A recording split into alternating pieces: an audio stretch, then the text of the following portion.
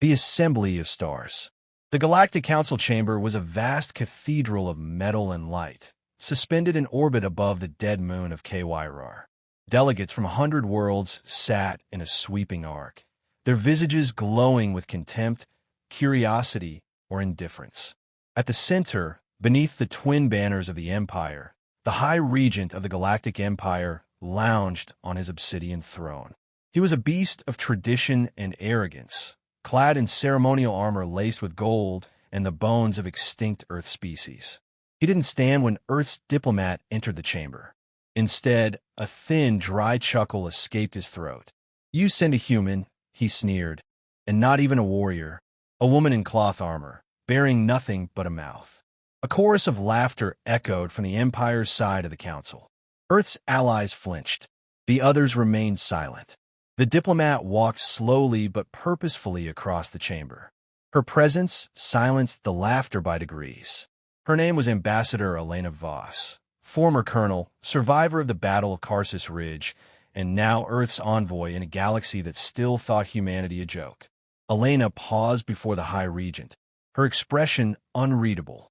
"I was invited under the terms of peace," she said calmly. "I came with words." "Peace," the High Regent spat, "a concept Earthlings use to delay the inevitable. You breed, you bark, you build, and when real civilizations confront you, you shatter like glass." He leaned forward. "And yet you come here, asking for justice? For what? The dozen vermin we incinerated after your failed boarding raid on Kerr Station? They were spies, not soldiers. They were prisoners of war," Elena said coldly. "Captured during formal combat." The council murmured. Words like war crime, Article 9, and Terran Protocol began floating in various dialects. The Empire's delegates shifted in their seats. The High Regent waved a dismissive claw. "Earth's rules are not the galaxy's rules." "No," Elena agreed. "But the galaxy signed the Accord of Sentient Conflict." "As did you." He sneered. "We never signed it with the intention to obey it." She smiled then, a small, tight-lipped thing that made several generals uneasy. "That," she said, turning to face the assembly, "is all I needed to hear." From a far end of the chamber, a series of metallic thunks echoed. The doors hissed open. A projection flared to life in the center of the floor. 12 human faces. Behind them, a scroll of names, soldiers, medics, engineers. Then came the footage. Raw, grainy, unedited. It showed shackled humans being led through a compound, interrogated, beaten. Then fire. Screams. The explosion was intentional. "Leaked from within your own ranks," Elena said, her voice steady. "Distributed to every neutral sector an hour ago." The High Regent's claws twitched. "You dare. We gave you the benefit of doubt. Now we give you consequence." Across the chamber, screens came to life. A fleet, not one, but 3, emerged in near orbit around the Empire's core mining worlds. Earth's flag shone on each hull.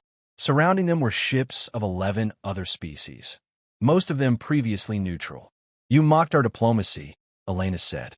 "But our diplomacy gave you time to lie, gloat, and expose yourself."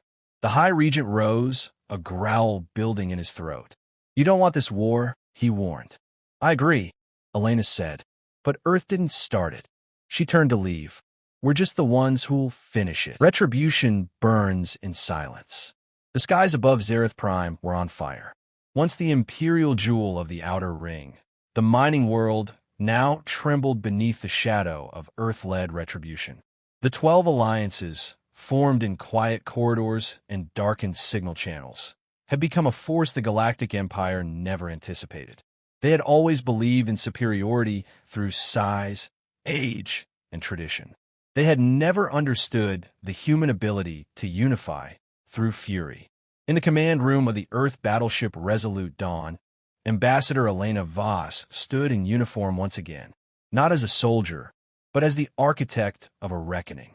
"Status?" she asked. "Enemy fleet engaged. They're scrambling. Communications jammed. Our allies have full tactical sync," replied Lieutenant Merrick, his voice calm despite the magnitude of what was unfolding. Across space, The Empire's nearest armada flailed in chaos. Their command chain, rigid and centuries old, was splintering under the pressure of an enemy they had dismissed as emotional, primitive, weak. They were right about the emotion, Elena thought grimly. But they forgot what rage does when it's tempered by discipline. Back on Zareth Prime, the High Regent sat in his inner chamber, trembling not from fear, but disbelief. "How did it come to this?" he muttered. "You underestimated us," said a voice from the shadows. He turned. A projection shimmered into being. Elena Voss stood tall, her image clear even through the static of the emergency link. "I warned you," she said. "You mocked us, murdered our soldiers, and laughed in the face of law. Now you'll see how humans end wars." "You think victory comes from brute force?" he snapped. "You'll lose more than you know." "Victory," Elena replied, "comes from justice. But don't mistake our mercy as weakness ever again." He growled. "We'll retaliate. We'll burn your colonies. You had the chance to end this with dignity," she said. "Now the Council will decide your fate. You've been charged with war crimes. Your delegates have been stripped of immunity. Your homeworld is under siege not by Earth, but by a coalition you thought was too afraid to oppose you." Then she delivered the final words. "You united the galaxy, but not in fear of you. In anger." The projection died. Within hours, Council strike teams landed on Zareth Prime. Empire generals defected. Whistleblowers provided records that spanned decades of atrocities. One by one, the pillars of the Empire began to crack. Back on Earth, screens across cities and stations lit up with news. Justice delivered. POW execution confirmed. Galactic Empire brought to trial. And in the quiet aftermath, as peace once again returned to the stars, Elena Voss stepped away from politics. She declined medals. She refused interviews. When asked why, she simply said, "It was never about revenge. It was about making sure no one ever laughs when we mourn our dead."